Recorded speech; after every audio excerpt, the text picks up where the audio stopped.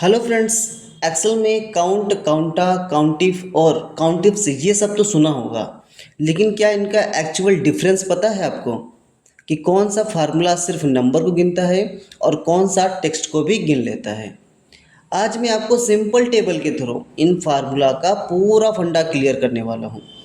Video को and तक देखिए, क्योंकि लास्ट में एक बोनस टिप भी मिलेगी जो हर एक्सेल यूज़र के काम आएगी। तो चलिए देरी न करते वीडियो को स्टार्ट करते हैं। देखिए फ्रेंड्स, यहाँ पर हमने एग्जाम्पल के लिए एक सीट ले ली है।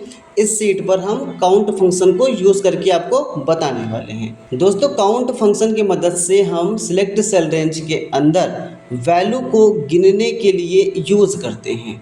अगर हम टेक्स्ट को गिनेंगे तो टेक्स्ट को ये काउंट नहीं करेगा।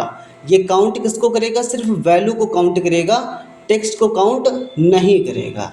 तो चलिए हम प्रैक्टिकल करके देखते हैं। यहाँ पर सबसे पहले इक्वल प्रेस करेंगे। इक्वल प्रेस करने के बाद में यहाँ पर हम काउंट फंक्शन को टाइप कर लेते हैं। यहाँ पे काउंट टाइप कर लिया, उसके बाद में फिर ब्रैकेट ओपन कर लिया। ओपन करने के बाद में आपको यहाँ से सेल रेंज पूछेगा, ये वैल्यू आपसे पूछ रहा है, तो वैल्यू में सेल रेंज हम इस तरीके से ये दे देंगे। इस तरीके से देने के बाद में हम यहाँ से ब्रैकेट को क्लोज कर लेंगे। उसके बाद हम इंटर प्रेस करेंगे तो यहाँ पे ये 20 हमको बता देगा कि 20 एम्प्लॉय आपके सीट में हैं। अगर हम यहीं पर इस सेल रेंज की जगह पे कोई टेक्स्ट देते हैं, यहाँ पे देखिए जैसे कि हमने टेक्स्ट दे दिया ये वाली, इस तरीके से ये टेक्स्ट दे दिया और उसके बाद इंटर कर दिया, तो देखिए यहाँ पर आपको 0 बता देगा, क्योंकि ये टेक्स्ट को काउंट नहीं करता है। काउंट किसको करता है? ये सिर्फ वैल्यू को ही काउंट करता है, टेक्स्ट को काउंट नहीं करता है। तो यहाँ पे इसकी सेल रेंज की हम किसको देंगे? सिर्फ वैल्यू को देंगे। जहाँ पे वैल्यू लिखा होगा सिर्फ उसी को काउंट करेगा। ये इंटर कर देंगे, आपका निकल कर आ जाएगा। अब दोस्तों हम सीखेंगे काउंटा फंक्शंस। अभी तक हमने सीखा था काउंट, अब सीखेंगे काउंटा। काउंटा का काम क्या होता है वो आप जानेंगे, और काउंटा का यूज कैसे करते हैं वो आप जानेंगे। काउंटा फंक्शन की डेफिनेशन जो होती है दोस्तों, आप सेलेक्ट सेल रेंज के अंदर आपका कोई वैल्यू लिखा हो या कोई टेक्स्ट लिखा हो, ये दोनों को गिनने का कार्य करता है। काउंट में क्या करता था? काउंट में सिर्फ वैल्यू को गिनता था। काउंटा में टेक्स्ट और वैल्यू दोनों को गिन सकते हैं काउंटा फंक्शन की मदद से। तो चलिए हम प्रैक्टिकल करके समझते हैं। तो यहाँ पे इक्वल प्रेस करेंगे। सबसे पहले इक्वल प्रेस करने के बाद यहाँ पे हम टाइप करेंगे काउंटा। काउंटा टाइप कर दिया, उसके बाद ब्रैकेट को ओपन कर दिया। ओपन करने के बाद में आप यहाँ पर सेल रेंज दे सकते हैं किसी की भी, जैसे कि हमने इस तरीके से नेम की सेल रेंज दे दी। उसके बाद ब्रैकेट क्लोज किया और यहाँ से इंटर कर दिया। देखिए यहाँ पे इसने बता दिया कि जिस सेल में आपने सिलेक्ट किया है उस सेल में 20 डाटा फिल है, तो यहाँ पे 20 लिख कर आ गया है। अब दोस्तों यहाँ पे हम वैल्यू को सिलेक्ट करके देखते हैं वैल्यू में आता है कि नहीं। यहाँ पे वैल्यू की सेल रेंज को देते हैं, जैसे कि यहाँ पर ये वाली दे दी हमने, और इसके बाद इंटर कर दिया। तो देखिए अभी भी ये हमको बता रहा है, चाहे वैल्यू की सेल रेंज हो चाहे वो टेक्स्ट की सेल रेंज हो, आप दोनों को सेल रेंज दे सकते हैं, तो ये आपका बता देगा। इस तरीके से आपका 20 ये आ जाएगा। अगर हम जिस सेल में वैल्यू और टेक्स्ट दोनों लिखे हों, क्या उसमें आएगा? बिल्कुल आएगा। यहाँ पर हम सेल रेंज को सिलेक्ट करके देखते हैं। यहाँ पे इसको हटाकर हम एम्प्लॉय आईडी की सेल रेंज को दे देते हैं। अब देखिए यहाँ पे टेक्स्ट भी लिखा है और वैल्यू भी लिखी है। अब हम इंटर करते हैं तो देखिए अभी भी हमको बता रहा है कि यहाँ पे 20 डाटा है। ये 20 एम्प्लॉय आईडी आपकी यहाँ पर है, यहाँ पे इसने गिन के बता दिया है। आई होप समझ में आया होगा। काउंट और काउंटा में काउंट फंक्शन सिर्फ वैल्यू को काउंट करता है, काउंटा फंक्शंस टेक्स्ट और वैल्यू दोनों को काउंट करता है, यानी गिनता है। काउंट का काम होता है गिनना, तो ये दोनों को गिनता है। तो चलिए अब बढ़ते हैं हम काउंट इफ फंक्शन की तरफ। काउंट इफ फंक्शन की डेफिनेशन जो होती है दोस्तों, इसकी मदद से हम सेलेक्ट सेल रेंज के अंदर एक शर्त के साथ डाटा को गिनने के लिए यूज़ करते हैं। जैसे कि यहाँ पर डेफिनेशन में आपसे कहा गया कि यहाँ पर आप सिर्फ हमें इस सेल रेंज के अंदर सिर्फ मैनेजर को गिन कर बताएं कि कितने मैनेजर हैं, तो उसके लिए हम यहाँ पर काउंट इफ फंक्शन का यूज़ करेंगे। तो चलिए हम करके बताते हैं। यहाँ पे सबसे पहले हम इक्वल टाइप करेंगे, उसके बाद यहाँ पर टाइप करेंगे count if. Count if type कर दिया, उसके बाद ब्रैकेट ओपन करेंगे। ओपन करने के बाद ये रेंज पूछेगा आपसे किस रेंज में आपको गिनना है, तो हमको गिनना है इस रेंज में। इस रेंज में हमने दे दिया। इसके बाद यहाँ पर कॉमा लगाया। कॉमा लगाने के बाद आपसे क्राइटेरिया पूछेगा। क्राइटेरिया में आपको वो शर्त देनी होती है जिस शर्त के साथ में आपको डाटा गिनना है। तो हमको मैनेजर को गिनना है, तो यहाँ पे इसकी सेल रेंज को दे देंगे। तो यहाँ पे इसकी सेल रेंज को दे दिया और यहाँ से ब्रैकेट को क्लोज कर दिया। उसके बाद हम इंटर करते हैं। तो देखिए ये बता दिया कि मैनेजर आपके इसमें से 3 हैं। अगर हम यहाँ पर मैनेजर को किसी को बढ़ाते हैं, यहाँ पे हमने जैसे कि यहाँ पे एग्जांपल के लिए यहाँ मैनेजर को बढ़ा दिया, एक और कर दिया, तो यहाँ पे तुरंत 4 हो गए। देखिए यहाँ पे तुरंत 1 बढ़ गया, यहाँ पे 4 हो गए हैं आपके।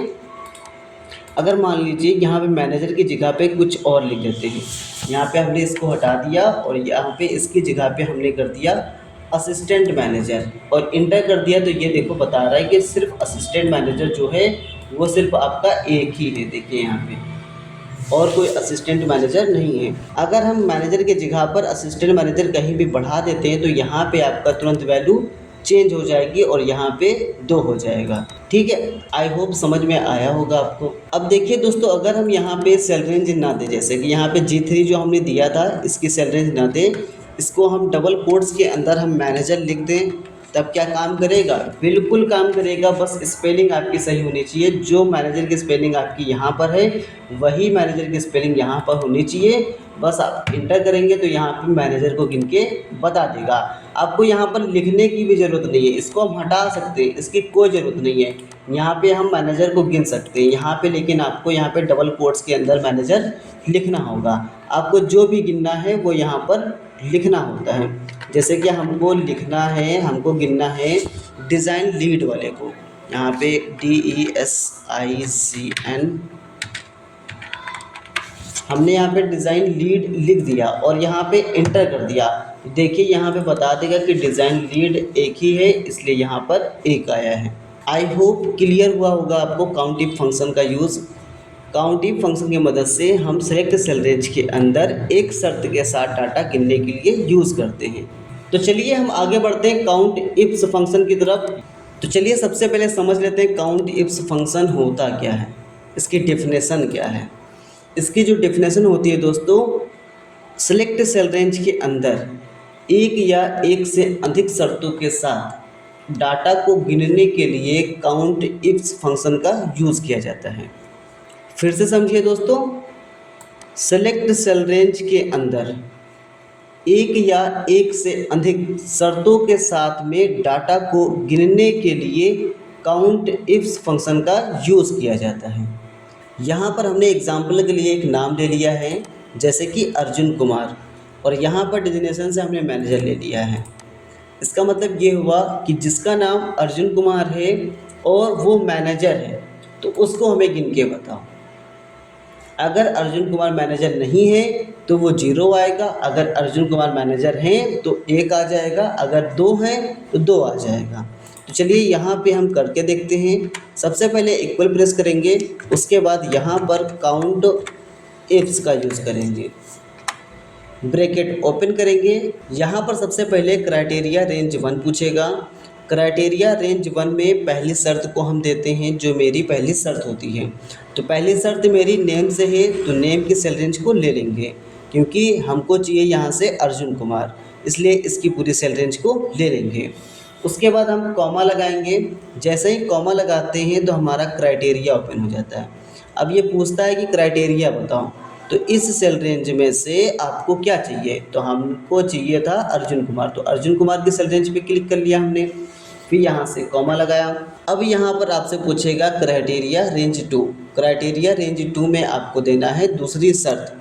दूसरी शर्त जो मेरी थी वो थी डेजिग्नेशन से, तो यहाँ पे हम इसकी सेल रेंज को दे देंगे। ध्यान रखिएगा दोस्तों, जहाँ से हमने पहली सेल रेंज को सिलेक्ट किया वहीं से हम दूसरी सेल रेंज को भी सिलेक्ट करेंगे। फिर यहाँ से कॉमा लगाएंगे। कॉमा लगाने के बाद ये आपसे क्राइटेरिया 2 पूछेगा। क्राइटेरिया 2 में आपको दूसरी शर्त देनी है। जहाँ से आपने सिलेक्शन किया है इस सिलेक्शन में आपको क्या चाहिए, इस सिलेक्शन से हमको चाहिए था मैनेजर, तो यहाँ से मैनेजर के ऊपर क्लिक कर देंगे। उसके बाद हम ब्रैकेट को क्लोज करेंगे और यहाँ पर हम इंटर कर देंगे।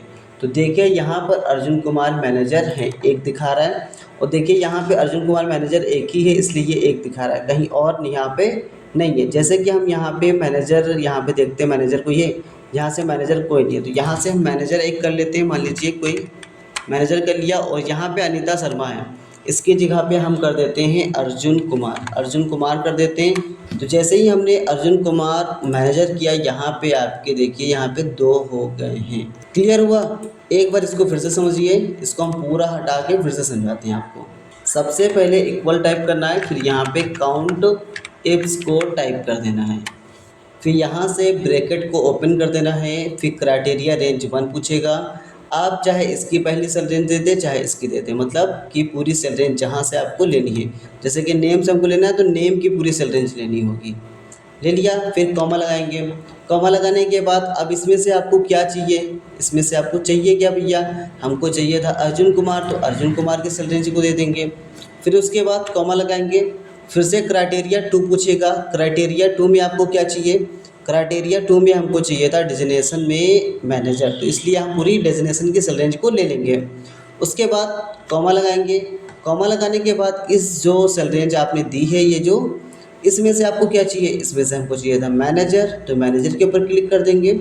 उसके बाद ब्रैकेट क्लोज कर देंगे। अगर कोई और शर्त है आपकी, तो और शर्त के लिए आप इसी तरीके से स्टेप बाय स्टेप आगे बढ़ते जाइए, आपका हो जाएगा। उसके बाद इंटर करिए और देखिए यहाँ पे बता देगा अर्जुन कुमार जो मैनेजर हैं वो सिर्फ 2 हैं। क्लियर हुआ? आई होप दोस्तों आपको समझ में आया होगा। अगर वीडियो पसंद आए तो वीडियो को लाइक, कमेंट और दोस्तों के साथ शेयर करना ना भूलें।